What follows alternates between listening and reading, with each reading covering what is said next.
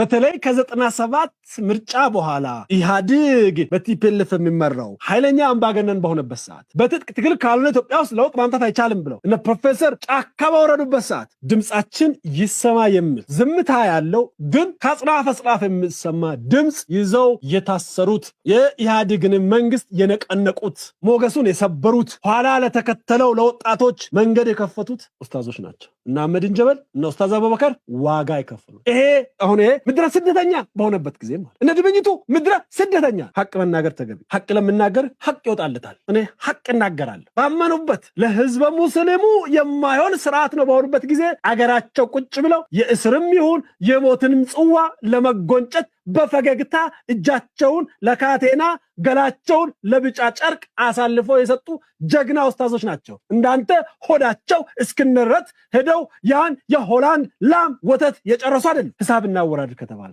አንተ በፈለከው የፖለቲካ ቁማር ውስጥ እንዲገቡ ፈልገሃል፣ አልገቡልህም። የመስጊድን ጉዳት አንስተ አልቻልክም። በዚህ አንዱ እነዚህ ጥንፈኞች በተለይ ፋኖ ዙሪያ የተሰበሰቡ ዝንቦች ጥም የያዙት በሙስሊም ብዙ ለፍተዋል በሙስሊሙ ላይ ይሄን ለውጥና ሙስሊሙን ለማጋጨት ያላደረጉት ያልገባቸው ነገር ሙስሊም ወገኖቻችን ሲታገሉ በጣም ስትራቴጂካሊ ነው የታገሉት። ለጊዜያዊ ጥቅም አይደለም የታገሉት፣ ለጊዜያዊ ስልጣን። ይሄንን ቆም ብላችሁ ዝም ብላችሁ እዩ። ለውጡን ማኑቨር ያደረጉበትን መንገድ ሲታዩ ከለውጡ መጠቀምን መንገድ ሲያዩ this guys are very genius።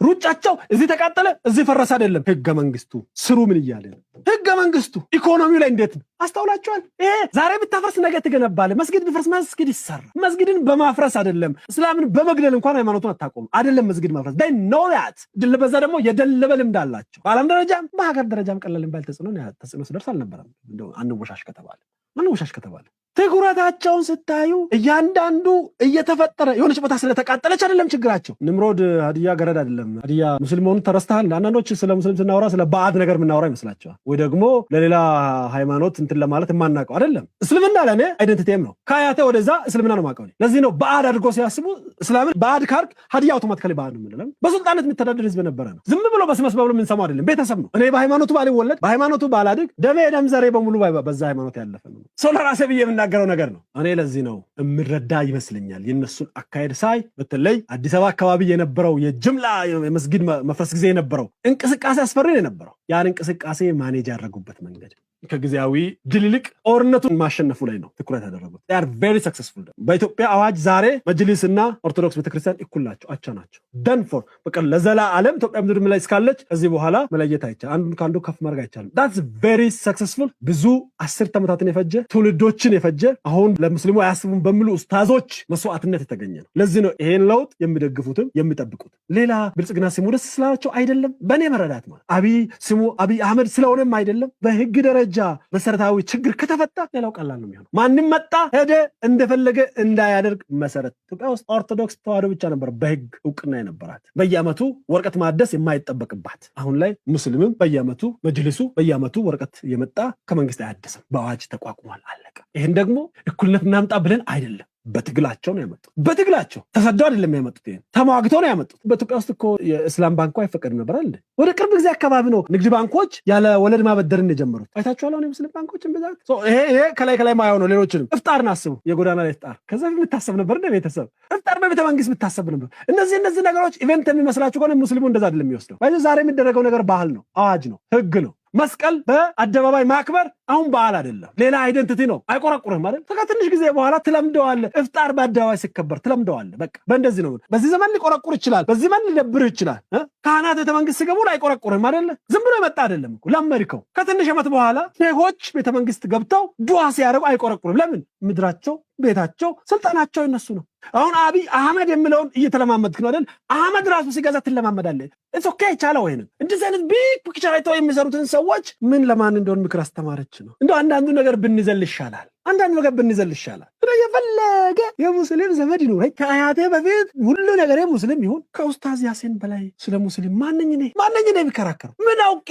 ሲጀምር እኮ ኡስታዝ ነው። ኡስታዝ እኮ ተምረህ ዩኒቨርሲቲ የምትወስደው አይደለም፣ የሃይማኖት ማዕረግ እኮ። ይሄን እንኳን ስናገር የለበሰውን የሃይማኖት ሰው እኮ። ኦርቶዶክሱ ጋር ሄደ የበጠበጥከው ሳያንስ ሙስሊሙ ጋር ትመጣለህ። እኔ ከደጋፊዎች ገንዘብ አሰባስቤ ደብረ ብርሃን፣ ሀርቡ በተለያዩ ቦታዎች ይቻላል ካምፕ ሄድ አብዛኞቹ እውነት ነው የምነግራችሁ፣ አይታችሁታል ፕሮግራሜንም፣ ሙስሊሞች ናቸው። አብዛኞቹ ሙስሊሞች ናቸው። ከደጋፊዎቹ ሰብስቦ ገንዘብ ወስደዋል። አብዛኞቹ ሙስሊሞች ናቸው። ይሁን እሺ፣ አሁን ኢትሷም ድል የለችም። ሸቀል አድርገን እንዳትመጣ አሁን የለች፣ እዛ አትገባ። ኢትዮጵያ ናፍቆታል። ባይዘው በጣም ከወዳጆቹ ጋር ሲያወራ አሉ። በቃ አዲስ አበባ ናፍቆታል፣ ቁርጡ ናፍቆታል፣ ማታ ማታ የሚያመሹባት ነገር ናፍቆታል፣ የከፈሩ ወዳጆቻቸው ናፍቋቸዋል። የለም እየተቃጠሉ። ለማንኛውም እርዳታ ሰብስቤ እጄ ይላል። ከኡስታዝ በላይ ልበልጥ ነው። ማሳያ ምስክር እየጠራ ነው። ከኡስታዝና ከሱ ማን ለሙስሊም እንደሚቀርብ ያንተ ፍርፋሪ ቅድም ነገርኩ እኮ የወርቁ አይተነውን ብር አልቀበልም ብሎ እንዴት እንዳንጫጫ አይታችኋል። አልቀበልም ብሎ 15 ሚሊዮን ነው አልቀበልም ያለ እኔ ለሙስሊም እርዳታ አላደርግ ነው ስትል እንደው ትንሽ እንኳን አታፍርም እንደ በእግዚአብሔር ትንሽ እንኳን አታፍርም እንደ ፕሬዝዳንቱ ሲናገሩ መስጊድ ላይ ክርክር ነው የነበረው። እኔ ብቻ ነው የምገነባው አብረን ነው የምንገነባው ክርክር ነው የነበረው። ሰምታችኋል። እሱ መስጊድ አዲስ አበባ የሚገነባው እሱ ላይ ተሰብስቦ ስጣሉ የነበሩት እኮ ባለሀብቶች አብረን እንስራ ብቻ እንስራ አብረን እንስራ ብቻ እንስራ ነው። ድብኝቱን አንድ ኡስታዝ ተቀምጦ ሲነሳ ከኪሱ የወደቀ ገንዘብ እኮ ለ10 ዓመት ይገዛል።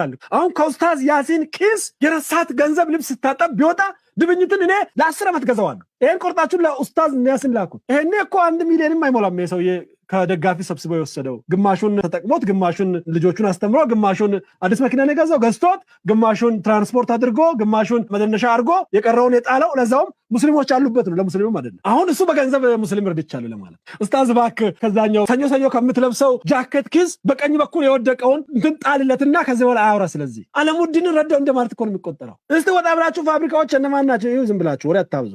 ምስክር ናችሁ እናንተ የምትመለከቱ። ዋው ምስክር ድጋፉን ካደረስኩት ይህን ድጋፍ የተለያየ ነገር ድጋፍ ካደረግኩት በኋላ እዚህ ይሉኛል ሙስሊሞቹ የምንሰግድበት ሶላት የምናደርግበት እንኳ ቦታ አጣን ተጨናርቆና እንደው ምናምን ብለው ሲነግሩኝ ከሄዱት ከዞን ተወካዮች ጋር ቦታ አስፈቅደን እዛው የተጠለሉበት ላይ ደግሞ ለምትሰግዱበት ለሶላት ማድረጊያ ለምንጣፍ መግዣ ለተለያየ መግዣ ብዬ 100 ሺህ ብር ሰጣቸው።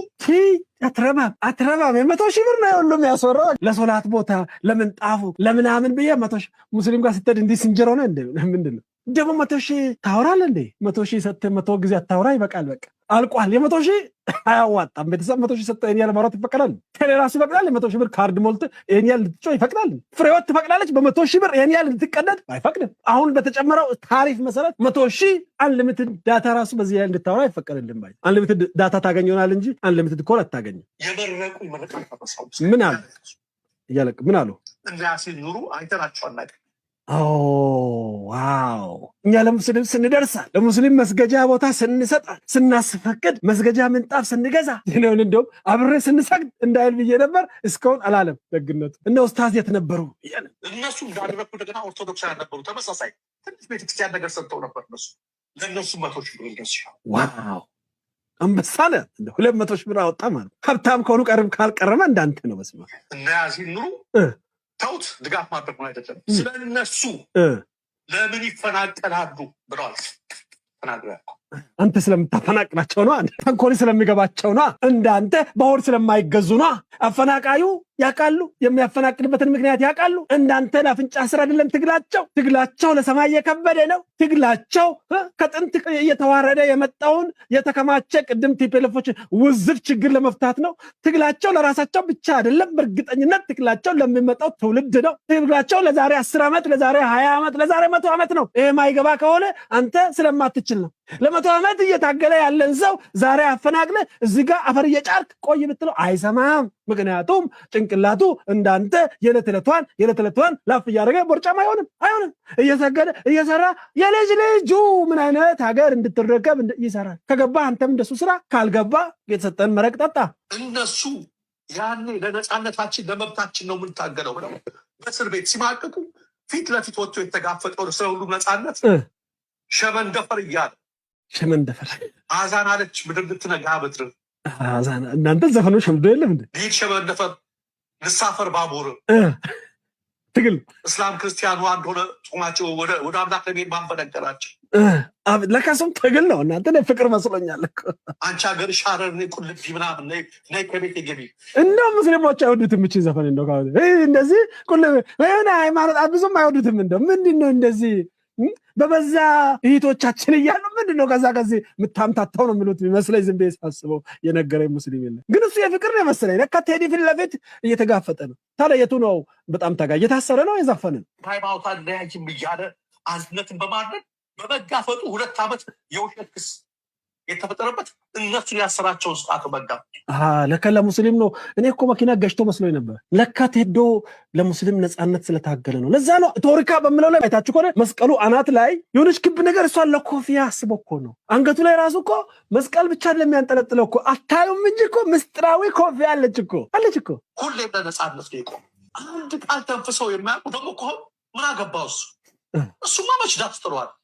ያሲኖ ዳስ መች ጥሏል አለ። እውነት ነው ኡስታዝ ያዝ ዳስ አልጣለም። እኔም ዳስ አልጣልኩም። ቤተሰብ እሱማ መች ዳስ ይጥላል አለ። ተመስገን ነው። ለካ ኢትዮጵያ ውስጥ ዳስ ያልጣለ ህዝብ አለ ማለት ነው። 120 ሚሊዮኑ ዳስ ጥሏል ብለህ ነበር። ህዝበ ሙስሊሙ ዳስ አልጣለም ማለት ነው። እኛም የደሴቲቱ ነዋሪዎች ይላል ወዳጃችን ግርማ ሰይፉ። እኛን አሁን የደሴቲቱ ነዋሪዎች እስቲ የብልጽግና ደሴት ነዋሪዎች ሆናችሁ ዳስ ያልጣላችሁ ተስፋ የምትታያችሁ አዲስ አበባ ስትደስ የምላችሁ ነገ ብሩ ሆኖ የምትታያችሁ እስቲ ዳስ ያልጣለ ምዕመን ካለ አንዳንድ ጻፍ። እኛ ከና ያሲን ጎን ነን። በቃ እኛ ከና ኡስታዝ አቡበከር ጎን ያለን ዳስ ያልጣልን እኛ። እንደነሱ ዳስም ጥለዋል እንጥልም ጥለዋል። ኧረ ያልጣሉት ነገር የለም። አንተማ ተመችቶሃል። እውነት ሰርግ ላይ አዎ በእውነት ኡስታዝ ከዚህ በላይ ይመች በሉት። አዎ ይመች። ሰርግ በሰርግ ይሁን።